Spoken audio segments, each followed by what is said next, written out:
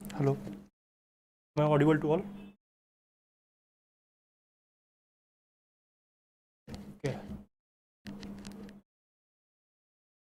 Hello everyone, welcome to IFS. तो कैसे हैं सब लोग? तो हम आपको पता होगा कि हम आपके साथ एक एचआरएम के सीरीज स्टार्ट किए हुए हैं। तो आज हम आपके लिए टॉपिक लाए हैं ऑन कॉम्पिटेंसी मैपिंग और कैरियर प्लानिंग के ऊपर। ओके, तो टॉपिक स्टार्ट करने से पहले इस वीडियो को आप लाइक कीजिए, शेयर कीजिए, अपने जितने भी फ्रेंड्स हैं सबके साथ इसको शेयर कीजिए और हमारे चैनल यूजीसी नेट आईएफएस को सब्सक्राइब कीजिए। चलिए ओके, देखते हैं हमारे साथ कौन कौन जुड़ चुके हैं। ये Satyajit, hello sir. Hello Satyajit, good afternoon. Harshad, good afternoon. Okay, तो आज का टॉपिक है हमारा क्या? Competency mapping. ओके, तो कॉम्पिटेंसी नाम से ही आपको पता चलता होगा कि यहाँ पे कॉम्पिटेंट देखना है हमें।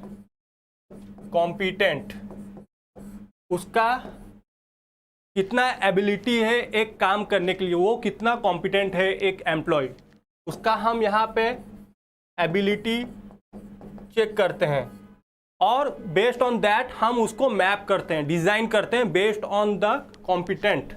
ओके, ये हो गया हमारा कॉम्पिटेंसी मैपिंग। तो कॉम्पिटेंसी क्या है हमारा? An underlying characteristics required for performing a given task, activity और role successfully can be considered as competency. क्या समझे हम इससे? कि कोई भी काम करने के लिए जो एबिलिटी, जो रिक्वायर्ड स्किल्स है, जो एक एम्प्लॉइज के पास होता है, उससे हम एक वो कॉम्पिटेंट है कि नहीं हमें वो पता चलेगा।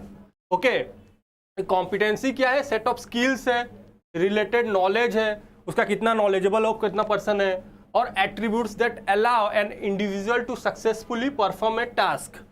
क्या क्या स्किल्स, क्या क्या एबिलिटी है एक टास्क को परफॉर्म करने के लिए with in a specific function और जॉब। जो टास्क उसको असाइन किया गया है वो कितना अच्छा से, कितना एबिलिटी से वो काम को परफॉर्म कर पा रहा है, वो आ जाता है हमारा, उससे पता चलता है वो कितना कॉम्पिटेंट है। ओके, और कौन कौन जुड़ चुके हैं? John, hi sir. Hi John. Disha, hello, good afternoon. Okay, तो competencies are defined definition of skills and behavior that an organization expect their staff to practice in the work। तो competencies क्या बोल रहा है कि क्या skills, क्या abilities चाहिए, क्या behavior एक एम्प्लॉइज को चाहिए या फिर एक स्टाफ को चाहिए एक ऑर्गेनाइजेशन में परफॉर्म करने के लिए। ओके, और उसी से हमको पता चलता है कि वो अच्छा परफॉर्मेंस दे रहा है कि नहीं, सुपीरियर परफॉर्मेंस प्रोवाइड कर रहा है कि नहीं। तो हम इससे कॉम्पिटेंसी से क्या पता चलता है कि वो कॉम्पिटेंट वेल एनफ है कि नहीं। ओके, नेक्स्ट चलते हैं। नेक्स्ट डेफिनेशन आ गया कॉम्पिटेंसी मैपिंग क्या है। ये एक प्रोसेस है to identify key competencies for an organization. Okay, यहाँ से हमको की कॉम्पिटेंसीज पता चलता है जॉब के लिए और incorporating those competencies through out the various process. और वही जो कॉम्पिटेंसीज हमको फाउंड आउट होता है कितना एम्प्लॉइज के, उसको हम डिफरेंट प्रोसेस में चैनलाइज करते हैं। Competency is defined as the behavior, communications rather than skills और एबिलिटी। कॉम्पिटेंसी से एक एम्प्लॉइज का हमको बिहेवियर पता चलता है कि वो कितना मतलब कॉम्पिटेंट एनफ है कि नहीं। अकॉर्डिंग टू बॉयज, ये एक ऑथर है, a capacity that exist in a person that leads to behavior that meets the job demand within the parameter of the organization environment. तो ये क्या बोल रहा है कि जो जॉब रिक्वायर्ड है, जो जॉब स्किल्स हमको चाहिए, और एक एम्प्लॉय जो बिहेव कर रहा है उसके पास जो स्किल्स है, वो जो डिमांड है जॉब का उसको फुलफिल कर पा रहा है कि नहीं। Okay okay, hello everyone. तो नेक्स्ट चलते हैं।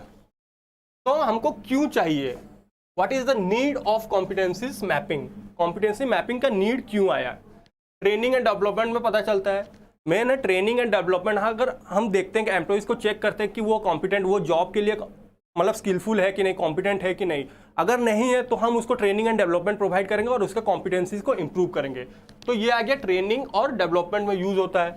ओके, रिक्रूटमेंट एंड सिलेक्शन में भी यूज होता है। कैसे कि एक जॉब के लिए क्या कॉम्पिटेंट, क्या कॉम्पिटेंसी रिक्वायर्ड है, क्या स्किल्स एबिलिटीज चाहिए हमको, बेस्ड ऑन दैट हम उसी हिसाब से एम्प्लॉयज को रिक्रूट करेंगे। ओके, फिर नेक्स्ट क्या आता है हमारा, नेक्स्ट आता है हमारा कैरियर प्लानिंग। कॉम्पिटेंसीज से हमको कैरियर प्लानिंग क्या हो जाता है, जैसे कि कहीं पे भी आप काम कर रहे हैं तो आपको एक कैरियर प्लान करना पड़ेगा। जैसे कि आप अभी नेट के लिए प्रिपेयर कर रहे हैं तो आप नेट करेंगे, नेट क्वालिफाई होंगे। ओके, उसके बाद आप क्या करेंगे, पीएचडी करेंगे। पीएचडी के एनरोल होने के बाद फिर क्या करेंगे, आप असिस्टेंट प्रोफेसर के लिए एलिजिबल हो मतलब असिस्टेंट प्रोफेसर के लिए आएंगे, फिर आप प्रोफेसर के लिए जाएंगे। Okay, this is the step. ये सब एक प्रोसेस है जो कैरियर प्लानिंग में होता है। तो कॉम्पिटेंसी से हमको ये भी पता चल रहा है कि हम अपना कैरियर को कैसे आगे बढ़ाएंगे। परफॉर्मेंस अप्रेजल, तो कॉम्पिटेंसी मैपिंग से हम परफॉर्मेंस अप्रेजल कर सकते हैं। सक्सेशन प्लानिंग जैसे कि कोई भी मतलब एग्जीक्यूटिव पोस्ट खाली हुआ, तो जो भी एग्जीक्यूटिव पोस्ट खाली हो रहा है उसके लिए हमको किसी को एक कॉम्पिटिटिव एम्प्लॉइज को फिल करना होता है, तो वो हो जाता है सक्सेशन प्लानिंग। कंपेंसेशन में यूज होता है कॉम्पिटेंसी मैपिंग। कंपेंसेशन यहाँ पे मतलब उसका जॉब स्ट्रक्चर, जॉब पे उसको कितना मिलेगा। रिप्लेसमेंट प्लानिंग, अगर कोई एम्प्लॉय को हम रिप्लेस कर रहे हैं तो उसके लिए भी वो जो बंदा जिस जो कॉम्पिटेंट उसका था उसी हिसाब का कॉम्पिटेंट को एक आदमी को हमको वहाँ उसको रिप्लेस करना होता है। ओके, तो क्या क्या काम आता है, ट्रेनिंग एंड डेवलपमेंट में काम आता है competency mapping, recruitment and selection में काम आता है, कैरियर प्लानिंग में काम आता है, परफॉर्मेंस अप्रेजल में यूज होता है, सक्सेशन प्लानिंग में यूज होता है, कंपेंसेशन एंड रिप्लेसमेंट प्लानिंग में यूज होता है। तो this is the need of competency mapping. तो एग्जाम में हम इसको कैसे आ सकता है कि what is the need of competency mapping, तो ये ऑप्शन दिया होगा, तो आपको इसमें से किसी एक को चूज करना पड़ेगा। ओके, नेक्स्ट चलते हैं। फिर आ जाता है टेक्निक्स ऑफ कॉम्पिटेंसी मैपिंग। जो भी हम कॉम्पिटेंसी मैपिंग कर रहे हैं, जो भी कॉम्पिटेंट एम्प्लॉइज को हम फाइंड आउट कर रहे हैं, उसके स्किल्स को एक मैच कर रहे हैं, उसके लिए हमको कुछ टेक्निक चाहिए जिससे हम कॉम्पिटेंसी मैपिंग कर सकें। तो देखते हैं क्या क्या टेक्निक्स हमको चाहिए। जैसे कि असेसमेंट सेंटर हो गया। असेसमेंट सेंटर में क्या होता है, असेसमेंट सेंटर ये आउट ऑफ द जॉब है, मतलब यहाँ एक सेंटर होगा जहाँ पे बहुत डिफरेंट एम्प्लॉयज जाएंगे, वहाँ मिलेंगे, वहाँ पे उनका प्रोसेस होगा कुछ, जैसे फॉर एग्जांपल ग्रुप डिस्कशन हो गया। तो ग्रुप डिस्कशन में क्या हो जाएगा, वहाँ पे ब्रेनस्टॉर्मिंग ऑफ आइडियाज़ होगा और वहाँ से आइडिया जनरेट होगा, और यहाँ पे उनका स्किल्स चेक करेंगे कि एक एम्प्लॉयज़ कैसे आइडियाज़ को जनरेट कर रहा है, ब्रेनस्टॉर्म कैसे कर पा रहा है। ओके, तो डिफरेंट गेम्स होता है, स्किल्स होता है, यहाँ पे सिमुलेशन एक्सरसाइज होता है, ब्रेनस्टॉर्मिंग किया जाता है, रोल प्लेस यहाँ पे यूज होता है, रोल प्लेस करते हैं। तो ये हो गया ग्रुप डिस्कशन में। In this candidate are brought together as a committee और project team with one number of item to make a recommendation on. तो यहाँ क्या होता है, टीम्स लोगों सब आते हैं, मिलते हैं और आइडिया जनरेशन होता है। ओके, यहाँ पे क्या होता है, group discussion allow them to exchange information and ideas and gives them the experience of working in a team. तो यहाँ पे टीम बिल्डिंग, एक ग्रुप बिल्डिंग प्रोसेस होता है। टीम यहाँ पे क्या होता है, टीम में काम करते हैं और आइडिया जनरेट होता है, तो उनको एक एक्सपीरियंस मिलता है डिफरेंट पीपल से। ओके, नेक्स्ट चलते हैं हम। ओके, फिर आता है इंट्रे एक्सरसाइज। इंट्रे एक्सरसाइज क्या होता है, इंट्रे एक्सरसाइज में यहाँ पे डिफरेंट जॉब रोल्स दे देंगे बेस्ड ऑन दैट इंडिविजुअल्स उसको प्रोसेस को यूज करके अपना काम करता है। This type of exercise is normally undertaken by the candidates individually काम करता है। The material comprise a bundle of correspondence and the candidate is placed in a role of somebody. यहाँ पे मान लीजिए एक एग्जीक्यूटिव सीईओ है एक ऑर्गेनाइजेशन का, तो क्या करेंगे, एक एम्प्लॉइज को सीईओ का पोस्ट में डाल देंगे और देखेंगे कि वो सीईओ का पोस्ट में आके काम कैसे कर रहा है। ओके, तो इंट्रे में ये होता है, which assumed a new position और replaced their predecessor at a short notice. तो ये जनरली शॉर्ट पीरियड के लिए होता है, शॉर्ट नोटिस के लिए होता है, और यहाँ पे रोल प्ले करके चेक करते हैं कि वो ठीक से काम कर रहा है कि नहीं, and has been asked to deal with their accumulated correspondence. Okay, case study और एनालिसिस एक्सरसाइज क्या होता है यहाँ पे? In this type of exercise the candidate is presented with the task of making a decision about a particular business. तो यहाँ का case दे देंगे, केस रिलेटेड क्वेश्चंस दे देंगे और कैंडिडेट को पूछा जाएगा कि ये सिचुएशन, ये केस में आप क्या करोगे। Based on that they are provided with a large amount of factual information. तो यहाँ पे क्या करते हैं? डिफरेंट फैक्चुअल इन्फॉर्मेशन प्रोवाइड करते हैं which is generally ambiguous and in some case contradictory. तो एम्बिग्यूटी यहाँ पे एक एम्प्लॉयज का वो कितना एम्बिग्यूटी क्वेश्चंस देते हैं और उसका चेक करते हैं कि वो डिफरेंट सिचुएशंस में कैसे फेस करता है। Candidate generally work independently on such an exercise and their recommendation or decision is usually to be communicated in the form of a brief written report and presentation made to the assessors. Okay, तो next चलते हैं। फिर आता है critical incident technique. Critical incident technique, तो critical यहाँ पे क्या होता है? क्रिटिकल इंसिडेंट टेक्निक में क्या करते हैं? एक सिचुएशंस देते हैं। फॉर एग्जाम्पल मान लीजिए एक ऑफिस में आप काम कर रहे हैं और वहाँ पे फायर ब्रेकआउट हो जाता है, तो वहाँ पे चेक कराया जाएगा कि एक एम्प्लॉइज वो सिचुएशन में कैसे रिस्पॉन्ड कर रहा है। बहुत सारे एम्प्लॉइज रहेंगे और सिचुएशन में भागने का कुछ भाग जाएंगे और कुछ एम्प्लॉइज रहेंगे वहाँ क्या करेंगे, फायर एक्सटिंग्विशर लेके वो आग को मतलब एक्सटिंग्विश करेंगे। तो वो यहाँ पे हो जाता है कि क्रिटिकल इंसिडेंट मतलब based on the situation how an employee is behaving. Okay, उसका बिहेवियर वहाँ पे चेक किया जाएगा कि क्रिटिकली वो कैसे बिहेव कर रहा है। ओके, फिर आता है हमारा इंटरव्यू टेक्निक कॉम्पिटेंसी मैपिंग।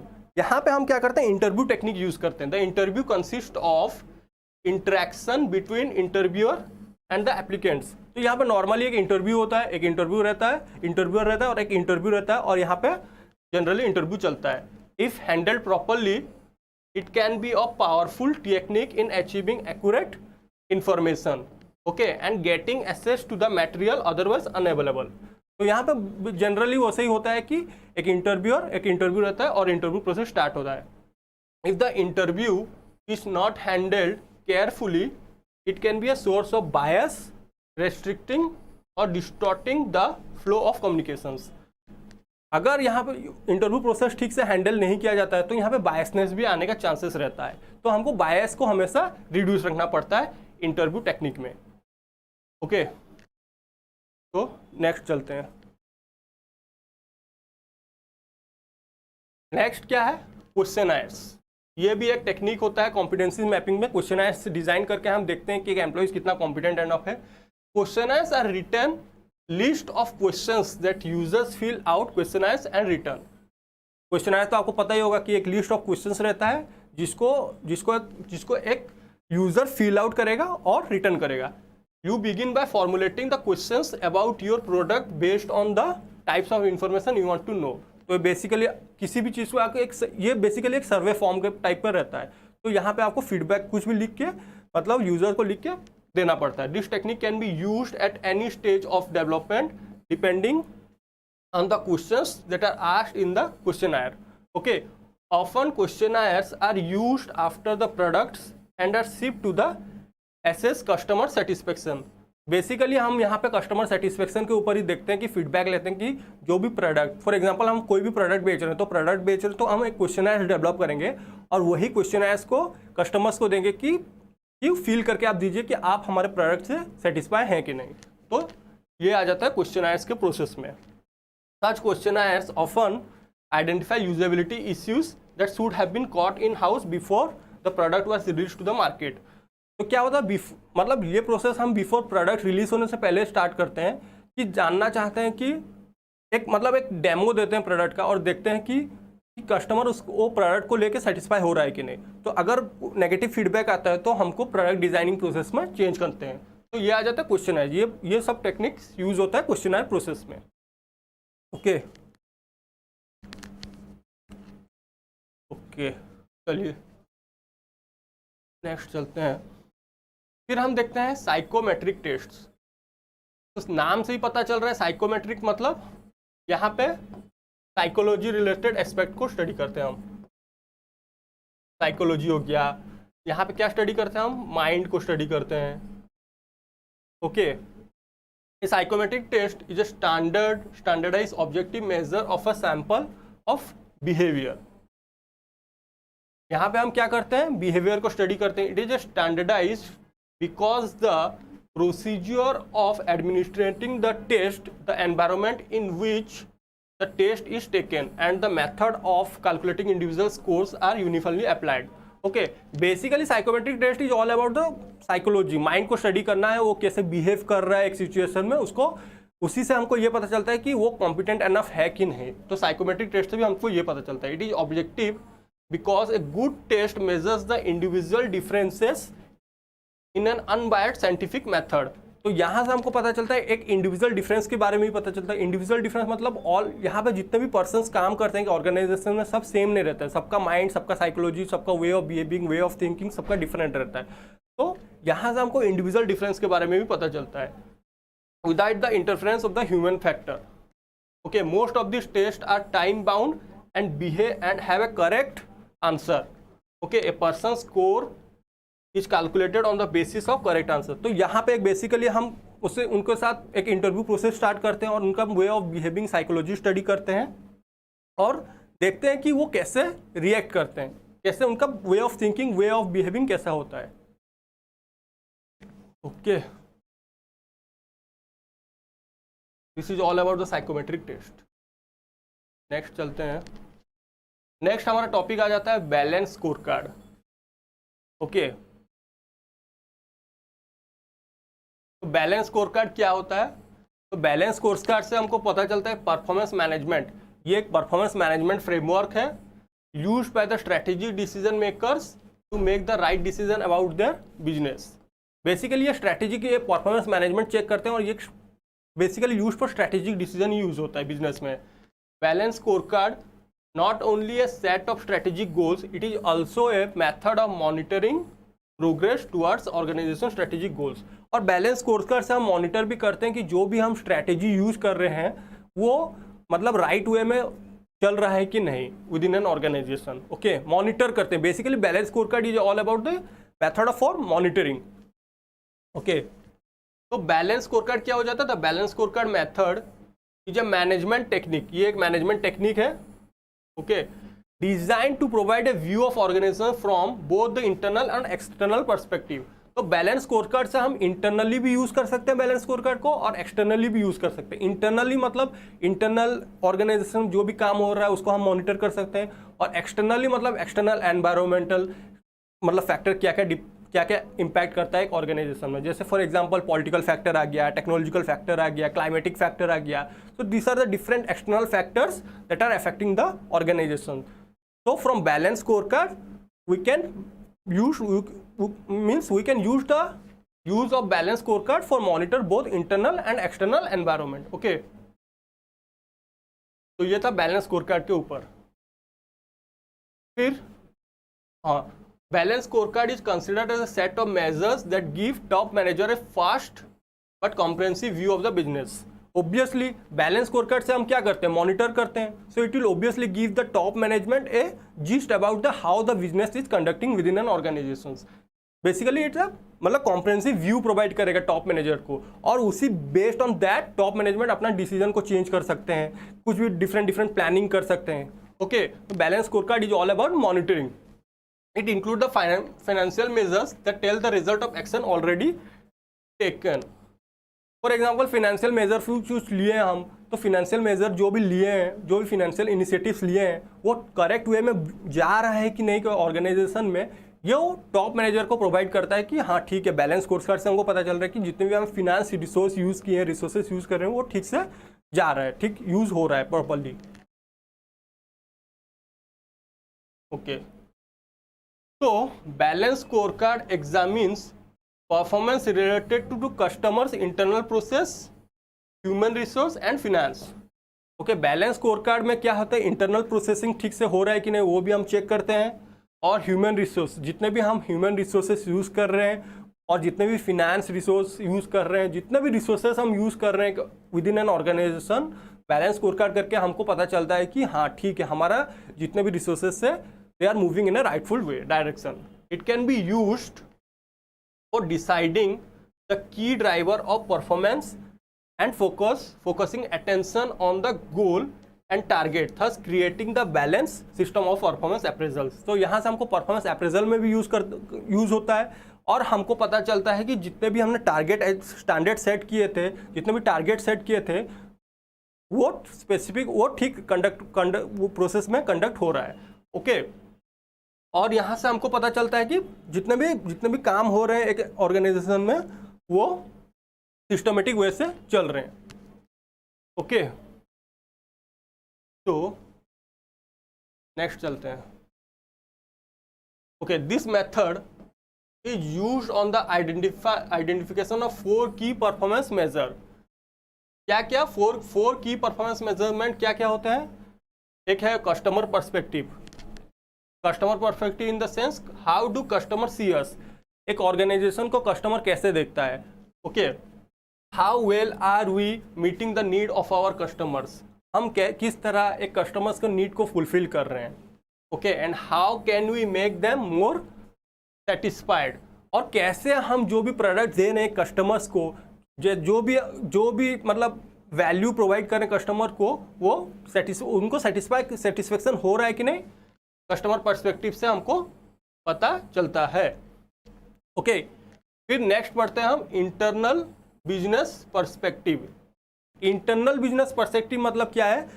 मतलब एक ऑर्गेनाइजेशन के अंदर इंटरनली जो भी प्रोसेस, जो भी काम हो रहा है, वो ठीक से हो रहा है कि नहीं। What must we excel at, okay, कौन सा टेक्नोलॉजी हम लाए, कौन से कैसे अपडेट करें, कौन सा चीज़ हम लाए जिससे कस्टमर सेटिस्फाई हो। Okay, how do our internal process functions efficiently, हमारा इंटरनल प्रोसेस कैसे एफिशिएंटली काम करेगा। Deliver product and service and how can you improve our efficiency, हम अपना एफिशिएंसी को कैसे इम्प्रूव कर सके। ओके, ये सब इंटरनल बिजनेस पर्सपेक्टिव में आता है। ओके, फिर आता है हमारा क्या, innovation and learning perspective. Innovation क्या है? इनोवेशन हम क्यों करते हैं? इनोवेट करते हैं फ्यूचर पर्सपेक्टिव को लेके। Okay, can we continue to improve, innovate करते हैं क्यों? क्योंकि हम इम्प्रूव करना चाहते हैं। एंड क्रिएट वैल्यू, अच्छा इनोवेशन करेंगे तो कस्टमर के सामने एक अच्छा वैल्यू क्रिएट कर सकते हैं। How well are we position to ensure that the goals are meet in the future. Okay, हम अपने आप को ऐसे पोजीशन करेंगे कि जितने भी गोल्स हो, जितने भी टारगेट हो, वो हम फ्यूचर में उसको फुलफिल कर सके। ओके, फिर नेक्स्ट आता है हमारा फिनेंशियल पर्सपेक्टिव। फिनेंशियल पर्सपेक्टिव में क्या आता है? How do we look at the share holders. Okay, हमारा शेयर होल्डर्स हमको कैसे देख रहे हैं। How well are our finance managed, okay, to achieve our mission, हमारा जो भी फिनेंस यूज़ कर रहे हैं, वो जो भी फिनेंशियल रिसोर्स यूज़ कर रहे हैं, वो प्रॉपरली मैनेज हो रहा है कि नहीं, वो फिनेंशियल पर्सपेक्टिव से पता चलता है। तो क्या क्या है, हम 4 की परफॉर्मेंस मेजर क्या क्या यूज़ करते हैं? एक हो गया कस्टमर पर्सपेक्टिव, एक होगा इंटरनल बिजनेस पर्सपेक्टिव, एक इनोवेशंस और एक फिनेंशियल पर्सपेक्टिव में। कस्टमर पर्सपेक्टिव से हम देखते हैं कि कस्टमर हमारे प्रोडक्ट को लेके सेटिस्फाई है कि नहीं। इंटरनल बिजनेस पर्सपेक्टिव में देखते हैं कि जो भी हम प्रोसेसेस यूज़ कर रहे हैं internally within an organization, वो ठीक से प्रोसेस हो रहा है कि नहीं। इनोवेशन एंड लर्निंग में हम ये देखते हैं कि ये फ्यूचर पर्सपेक्टिव में है, जो भी हम इनोवेशंस कर रहे हैं वो कुछ वैल्यू प्रोवाइड करना चाहिए। और फिनेंशियल पर्सपेक्टिव में हम देखते हैं कि हमारा जो भी फिनेंशियल रिसोर्सेज यूज़ कर रहे हैं, हमारा बैलेंस शीट कितना अच्छा है कि नहीं, रेशियो एनालिसिस, सब फिनेंशियल रिसोर्सेज को हम देखते हैं कि वो प्रॉपरली वर्क कर रहे हैं कि नहीं। ओके, नेक्स्ट चलते हैं। फिर नेक्स्ट हमारा टॉपिक है कैरियर प्लानिंग और डेवलपमेंट के ऊपर। ओके, सो कैरियर प्लानिंग क्या है? It is a proper sequence of job related activities. मान लीजिए कैरियर प्लानिंग हम कैसे करते हैं। मान लीजिए आप नेट के लिए प्रिपेयर कर रहे हैं, तो आप डिसाइड किए हैं कि मेरे को नेट क्वालिफाई करना है। फिर नेट के बाद आप डिसाइड किए हैं कि हाँ, मैं नेट अगर क्वालिफाई करता हूँ तो एपी के लिए जाऊँगा, असिस्टेंट प्रोफेसर के लिए जाऊँगा। ओके, फिर असिस्टेंट प्रोफेसर के लिए बाद मैं एसोसिएट प्रोफेसर बनूंगा। ओके, तो ये आप एक प्रॉपर, तो ये क्या करते हैं, आप एक प्रॉपर कैरियर प्लानिंग कर रहे हैं कि आगे मेरे को फ्यूचर में ये बनना है। तो it is a proper sequence of job related activities. उसी तरह जॉब रिलेटेड एक्टिविटीज, जो भी काम हम कर रहे हैं उसके लिए प्रॉपर सीक्वेंस करेंगे। Such job related activities in relation to experience include role experience at different hierarchical levels of an individual, which lead to an increasing level of responsibility, status, powers, achievement and rewards. Okay तो जैसे जैसे हम hierarchy में ऊपर बढ़ते जाएंगे उसी तरह हमारा रोल्स एंड रेस्पॉन्सिबिलिटीज भी बढ़ते जाएगा और उसी तरह हमारा हमको रिवॉर्ड्स भी मिलते रहेगा. ओके हमारा पावर भी बढ़ते रहेगा, अचीवमेंट्स भी बढ़ते रहेगा. तो this is all about the career planning. तो कैरियर प्लानिंग में हमने क्या समझा? कैरियर प्लानिंग में एक स्टेप्स लेते हैं सीक्वेंस रिलेटेड ऑफ एक्टिविटीज. तो नेक्स्ट चलते हैं. ओके और थोड़ा अच्छे से देख लेते हैं. Career planning essentially means helping the employee to plan their career in terms of their capacities within the context of organization needs. Okay तो यहाँ पे हम एक और एम्प्लॉयज़ को हेल्प करते हैं कि वो अपना कैरियर को प्लान करें एज पर दी ऑर्गेनाइजेशन नीड्स. मतलब एक ऑर्गेनाइजेशन का स्ट्रक्चर, एक ऑर्गेनाइजेशन में जैसे जैसे नीड रहता है उसी हिसाब से एक एम्प्लॉयज़ अपना कैरियर प्लान करेगा. Okay it is described as devising an organizational system of career movement and growth. Obviously career planning में आप अगर कैरियर प्लानिंग कर रहे हैं तो आपका ऑब्वियसली कैरियर मूवमेंट भी होगा. ओके और यहाँ पे आपको अपॉर्चुनिटीज मिलते रहेगा from the point of entry. आप जैसे ही एंट्री करते हैं और आपका हायरार्की लेवल में आपका ग्रोथ होते रहेगा. ओके तो क्या बोल रहा है? From the point of entry of an individual in an employment to the point of his or retirement. तो कैरियर प्लानिंग क्या है? कैरियर प्लानिंग एक प्रोसेस जो कि एक एंट्री स्टेज से till the end of retirement ये एक step by step related activities चलते रहेगा. It is generally understood to be a management techniques for mapping out the entire career of young employees in higher skilled supervisory and managerial position. तो यहाँ पे हम क्या करते हैं? एक मैपिंग करते हैं. एक मैपिंग करके यंग एम्प्लॉयज़ लोगों के लिए एक कैरियर प्लानिंग प्रोवाइड करते हैं उनको विद इन एन ऑर्गेनाइजेशन. उनको सुपरवाइज भी करते हैं. तो लिटरली देखते हैं कैरियर क्या है. कैरियर को हम कैसे डिफाइन कर सकते हैं? Career can be defined as sequence of separate but related work activities that provide continuity, order and meaning to a person's life. तो जो भी कैरियर हम बनाते हैं अपने लिए वो कुछ प्रॉपरली होना चाहिए और वो कुछ कंटिन्यूस प्रोसेस में होना चाहिए और कुछ एक मीनिंग प्रोवाइड करे. एक पर्सन को लाइफ में एक मीनिंग प्रोवाइड करना चाहिए.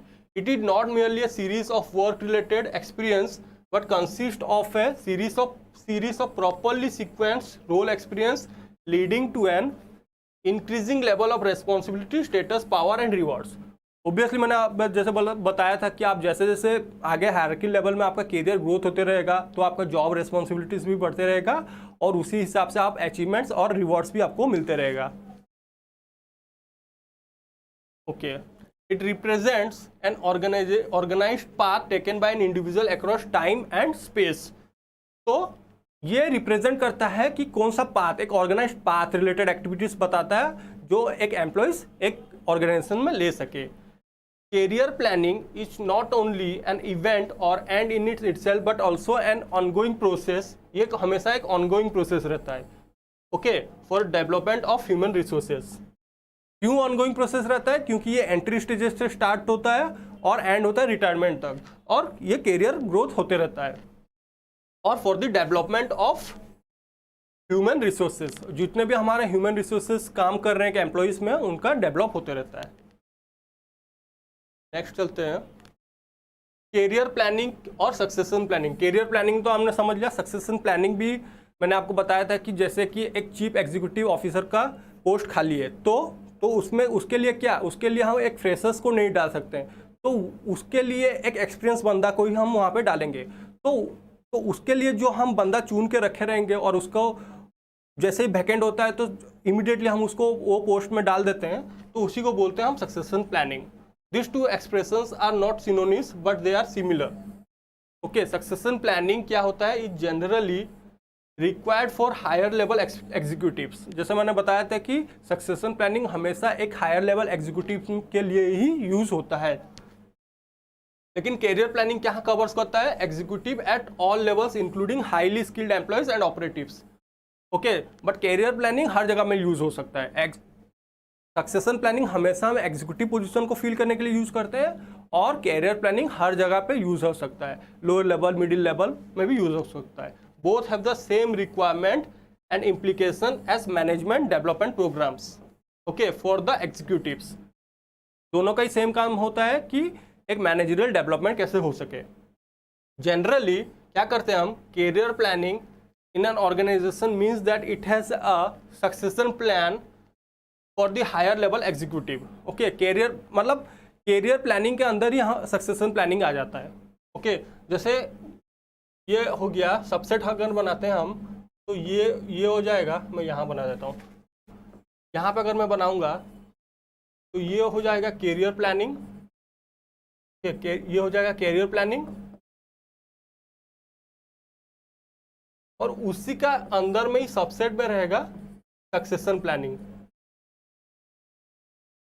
ओके। उसी के अंदर ही सबसेट में सक्सेशन प्लानिंग रहेगा, okay. The succession plan involves identification of a vacancies that are likely to occur in higher echelons, मतलब हायर लेवल में जो भी वैकेंट पोजीशन आने का है तो वो सक्सेशन प्लानिंग से ही पता चलता है, and to locate the probable or likely successor. और सक्सेशन प्लानिंग से हमको ये भी पता चलता है कि जो भी हायर लेवल पे जो भी पोस्ट वैकेंट होने वाला है और उसके लिए कौन प्रोबेबल सक्सेसर है, वो पोजीशन को फुलफिल कर सके, ओके। तो क्या है एडवांटेजेस ऑफ कैरियर प्लानिंग, क्या होता है, क्या क्या एडवांटेज होता है। With career planning a person comes to know in advance the level to which he or she can rise if one has the ability and aptitude for it. तो career planning से पता चल जाता है कि एक पर्सन को पता चलता है कि उसका क्या कैपेबिलिटीज है, क्या एबिलिटीज है, वो पोजीशन को आगे ग्रोथ हायरार्की लेवल में बढ़ने के लिए। This gives him or her energy to avail of the training and development facilities provided by the management and develops in a direction that would improve the ability to handle new responsibilities as planned by the organization। तो career planning से वो उसको पता चलता है कि future में मेरे को क्या काम करना है, मेरे को कैसे वो पोजीशन को फुलफिल करना है, क्या रोल मेरे को मिलेगा, तो उसी हिसाब से उसको ट्रेनिंग एंड डेवलपमेंट भी मिलता है एक ऑर्गेनाइजेशन में। The new entrant will know and understand that he or she has not entered into just another job but into a career within an organization। तो कैरियर प्लानिंग से इसको ये नहीं पता, इसको एक सीक्वेंस पता चल जाता है कि हाँ मेरे को ये प्रोसेस में जाना है और ये रेस्पॉन्सिबिलिटीज फिल करना है, ओके। फिर नेक्स्ट चलते हैं। An organization with well designed career plans is able to have a better image in employment market and it will attract and retain competent people, okay। तो कैरियर प्लानिंग अगर well designed होगा, अगर एक employees काम कर रहा है तो उसको पता है कि मेरे को आगे में मैं ये पोजीशन को फिल करूँगा, तो उससे क्या होगा कि जॉब मार्केट में एम्प्लॉयज़ लोगों को ये फील होगा कि this is the better organization where I should work, okay. Being an integral part of man power planning and corporate planning, career planning contributes towards individual development and utilization as well as to organizational development and effective achievements of corporate goals, okay। अगर longer perspective में हम देखेंगे तो this will be beneficial for corporate goals, because अगर employees खुश हैं, employees अगर happy होते हैं आपके ऑर्गेनाइजेशन में, so they will work more productively और that will help in achieving the corporate goals. Next चलते हैं, क्या क्या लिमिटेशंस देखते हैं। कैरियर प्लानिंग में क्या क्या लिमिटेशंस आता है। It does not suits a very small organizations. Career planning small organization में कभी भी सूटेबल नहीं होगा। There should be opportunities for vertical mobility if career planning has to become a reality. Obviously अगर एक बड़ा ऑर्गेनाइजेशन होगा तो उसमें डिफरेंट पोजिशंस रहेगा और वर्टिकल मोबिलिटी होते रहेगा, okay. Career planning is not an effective management techniques for a large number of men who work on a shop floor, particularly for those who are illiterate, less educated and performing jobs for which labor supply is abundant। मतलब ये manual labourer जो lower level में ज़्यादा काम होता है, मतलब जैसे आप देखेंगे तो एक कोई भी छोटा सा इंडस्ट्री ले लेंगे, MSMEs, कोई भी छोटा सा MSMEs भी आप अगर ले लेंगे तो वहाँ पे अधिकतर लेबर स्लोन का यूज़ होता है। तो वहाँ पे हम नहीं बोल सकते कि आपको हम लेके मैनेजर बना लेंगे, आपको लेके सीईओ बना लेंगे। तो छोटा छोटा स्मॉल इंडस्ट्रीज में ये एक लिमिटेशन है career planning. Career planning may not be so effective if it is attempted for a period of exceeding a decade। मतलब ऐसे नहीं कि मतलब जो भी कोई भी मैनेजर होगा, कोई भी एक एम्प्लॉय रहेगा, उसका कोई पर्टिकुलर वो जॉब के लिए कोई एक पर्टिकुलर टाइम पीरियड रहेगा ऑब्वियसली, तो वो टाइम पीरियड के अंदर ही उसको काम करना पड़ेगा। ऐसे नहीं कि मान लीजिए कोई भी असिस्टेंट प्रोफेसर का ड्यूरेशन है 5 ईयर कि 6 ईयर, सपोज अगर आप उसको बोलते हैं कि एक्सटेंड कर देते कि you will be assistant professor for more than 20 years, तो he or she will not be happy. Okay, तो नेक्स्ट चलते हैं। नेक्स्ट हम पढ़ते हैं कैरियर डेवलपमेंट क्या है। कैरियर डेवलपमेंट फ्यूचर पर्सपेक्टिव में हम यूज करते हैं। Essentially means the process of increasing an employee's potential for advancement and career change. ये हम फ्यूचर पर्सपेक्टिव में देखते हैं कैरियर डेवलपमेंट और फ्यूचर में वो कैसे चेंज करेगा। In other words, it is a process of planning the series of possible jobs which an individual may hold in an organization over the time and developing strategies designed to provide necessary job skills as the opportunities arise। यहाँ पे हम उसका एक employees का हम career को develop करते रहेंगे फॉर द फ्यूचर एक्सपेक्टिव, उसका बिहेवियर चेंज करेंगे। This is all about the learning model. This is all about learning model, और ये हमेशा फ्यूचर के लिए होता है, फ्यूचर के लिए काम करते हैं। और यहाँ पे हम ऑल राउंड डेवलपमेंट करते हैं।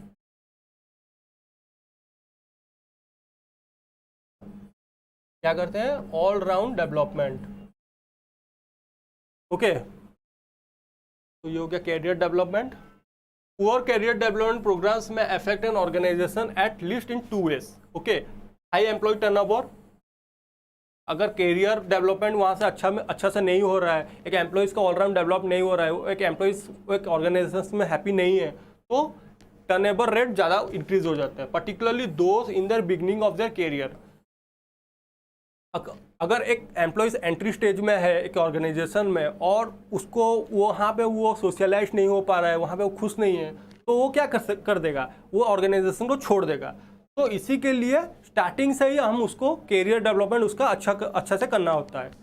डिक्रीजिंग द एम्प्लॉय इन्वॉल्वमेंट, अगर वो देख रहा है कि एक एम्प्लॉय देख रहा है जो भी एंट्री स्टेज में है, जो भी स्टार्टिंग फेज में है अपना कैरियर में, वो देख रहा है उसका यहाँ ये ऑर्गेनाइजेशन में उसका कैरियर ग्रोथ अच्छा नहीं है, तो वो क्या करेगा?